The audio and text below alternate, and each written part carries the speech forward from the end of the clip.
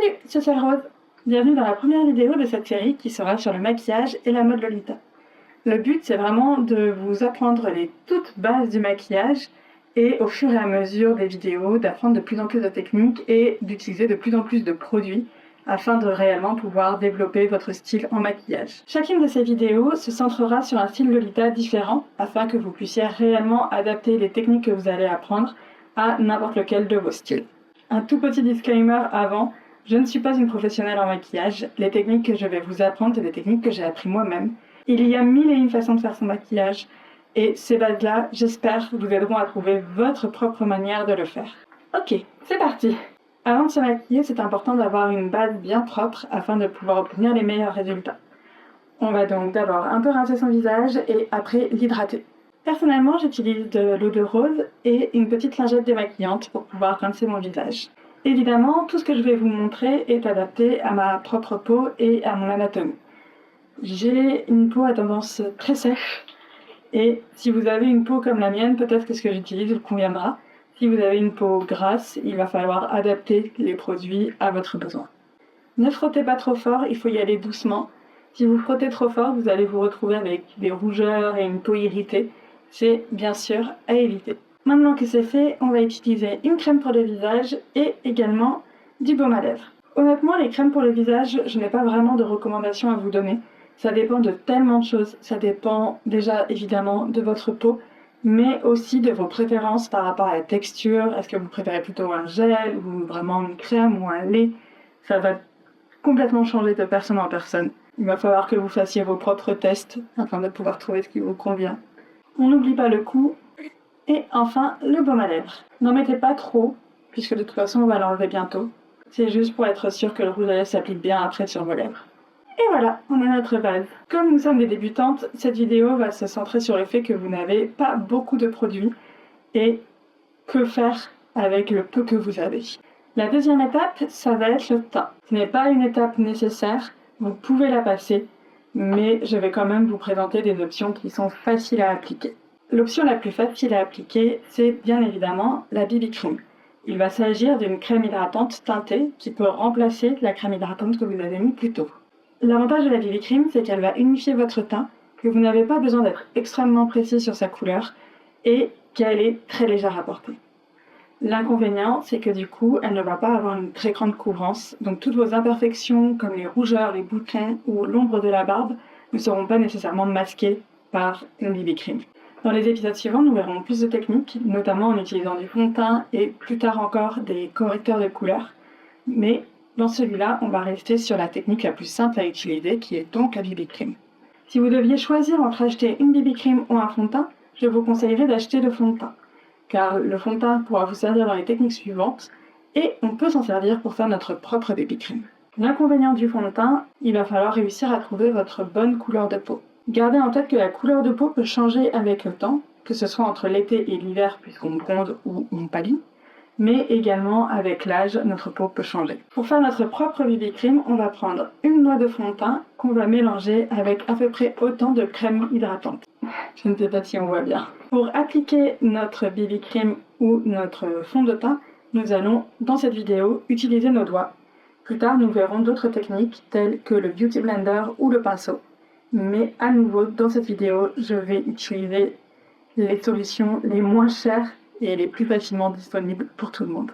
Une fois que vous avez bien mélangé, c'est prêt pour être appliqué. Le ratio que je vous ai donné peut être adapté en fonction de vos besoins ou de votre envie. Là, j'ai fait un ratio moitié-moitié à peu près, mais vous pouvez faire plus ou moins de fond de teint en fonction de si vous voulez vraiment quelque chose qui va beaucoup vous couvrir ou au contraire quelque chose de plus facile à porter. Pour appliquer, je ne sais pas si vous pouvez vraiment voir, mais je vais plus tapoter que ce que je vais tirer.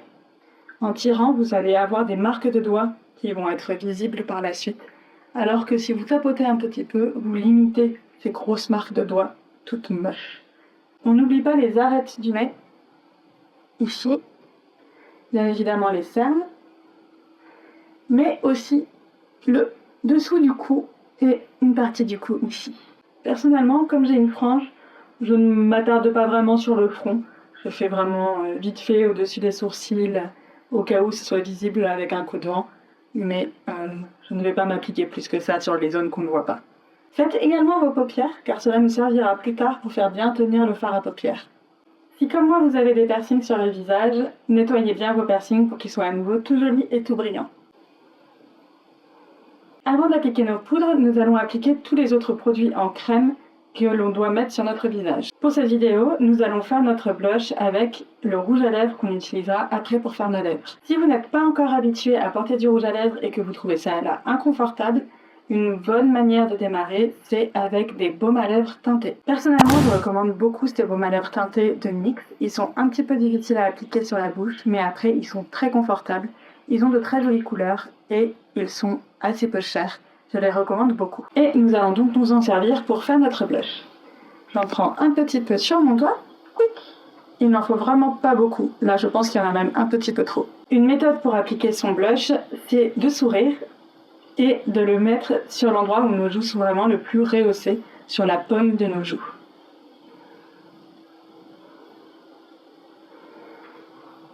Et après, on étale. Toujours avec ce même mouvement de tapotement. Il vaut mieux commencer par en mettre pas assez plutôt que trop, car c'est beaucoup plus facile d'en rajouter que ce sera facile d'en enlever. Cependant, si vous trouvez que vous en avez trop mis, vous pouvez toujours repasser avec votre BB cream par-dessus le blush, histoire de le calmer un petit peu. Si vous n'avez pas l'argent d'acheter un fard à paupières maintenant, vous pouvez également vous servir de votre rouge à lèvres ou de votre baume teinté pour mettre sur les paupières. Désolée si l'angle a changé, mon téléphone a eu trop chaud et ça a tout planté. L'avantage de la poudre, c'est que votre maquillage restera en place, alors que si vous n'en mettez pas, si vous faites la bise à un ami, si vous vous servez de votre téléphone, vous risquez de vous retrouver avec la fameuse marque de fond de teint. C'est un petit peu embarrassant. L'inconvénient de la poudre, c'est que ça peut venir assécher votre peau. Donc si, comme moi, vous avez une peau déjà très très sèche, il va falloir y aller avec parcimonie. Pour appliquer la poudre, nous avons deux solutions. La plupart des poudriers viennent avec une petite houppette que vous allez pouvoir tapoter. L'inconvénient de la houppette, c'est que ça va délivrer vraiment beaucoup de produits. Sinon, vous pouvez également acheter un gros pinceau tout fluffy. Pour appliquer la poudre, on achète vraiment bien ce genre de pinceau, le plus large possible, le plus fluffy possible. Personnellement, je n'aime pas du tout la houppette, donc je vais me servir de mon pinceau, mais si vous n'avez que la houppette, ça peut marcher quand même.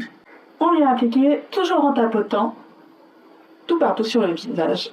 Et voilà, si jamais vous avez un blush en poudre, c'est maintenant que vous l'appliquez. On va maintenant faire notre fard à paupières. Je vous recommande un fard à paupières qui soit plein de paillettes et qui ait une couleur que vous puissiez adapter à tout. J'aime beaucoup mon fard argenté de Paco Rabanne, mais j'ai conscience qu'il fait partie des fards plus chers. En plus abordable, j'aime beaucoup ce fard de Wycon qui s'appelle Last Crush et qui tend plus sur un bronze doré. Je le trouve aussi très très joli.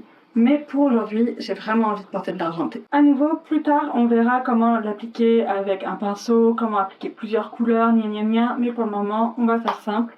Votre doigt, une seule couleur, et c'est parti. Il faut faire attention à ne pas en mettre partout, on ne le veut que sur la paupière supérieure, et pourquoi pas un tout petit peu ici, dans l'angle où vous pouvez vous permettre de dépasser un petit peu. On tapote comme toujours. Si vous voulez un rendu qui soit plus fort, vous pouvez très bien revenir appliquer plusieurs couches. À l'extérieur, on va jusqu'au sourcil. Par contre, à l'intérieur, il n'y a pas besoin de toucher le sourcil. Vous pouvez faire une forme comme ça, un peu de goutte. Et voilà. Maintenant, nous allons appliquer le crayon. Dans les épisodes suivants, on verra pour faire un eyeliner, pour faire une wing et tout ça. Mais là, on va le garder simple et surtout avec un produit pas cher, le crayon. Le souci du crayon, c'est qu'il faut aussi acheter un taille-crayon pour aller avec et bien le maintenir taillé pour avoir un beau résultat, sinon ça va être tout cracra. Pour appliquer notre crayon, vous allez regarder vers le bas avec votre miroir et tirer sur votre paupière comme ceci pour essayer de l'appliquer à l'intérieur sous les cils. Pour moi, c'est un peu compliqué, je suis myope comme une taupe. Comme vous le voyez, ma méthode de taupe, c'est vraiment de caler mon miroir ici, de le tenir avec la même main dont je me sers pour tenir ma paupière et d'y aller. Si vous n'êtes pas non-voyante comme moi, ce sera plus simple.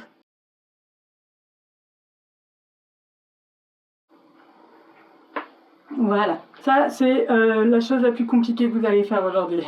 Vous pouvez également faire la waterline, qui est donc entre vos styles et votre œil. Ce n'est pas obligatoire, surtout si vous avez des petits yeux, vous n'êtes vraiment pas obligé de le faire. Moi j'aime bien parce que j'aime bien le look un peu années 2000 et tout ça, mais ce n'est pas obligé.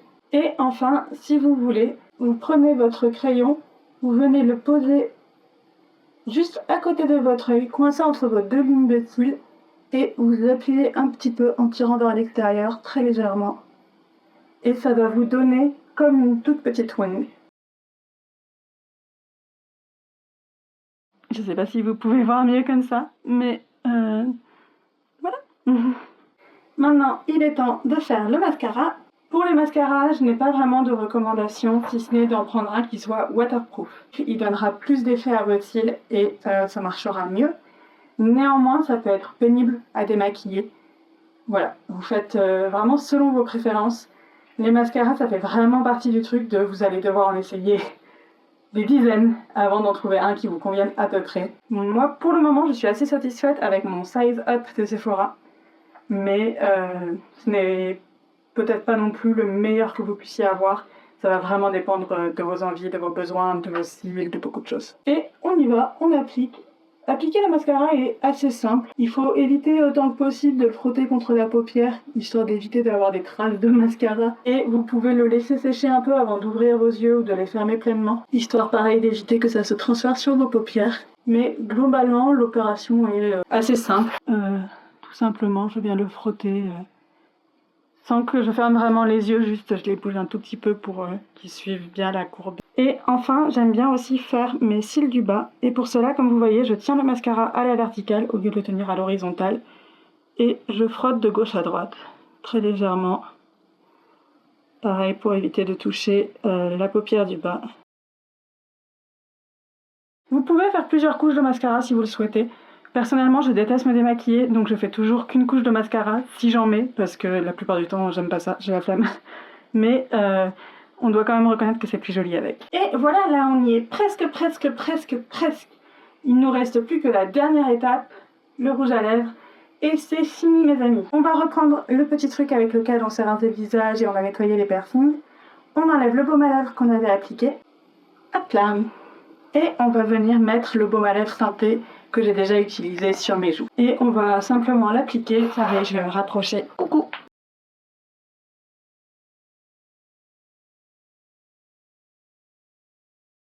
Pour appliquer ce baume à lèvres, le secret c'est d'en faire sortir qu'un tout petit peu.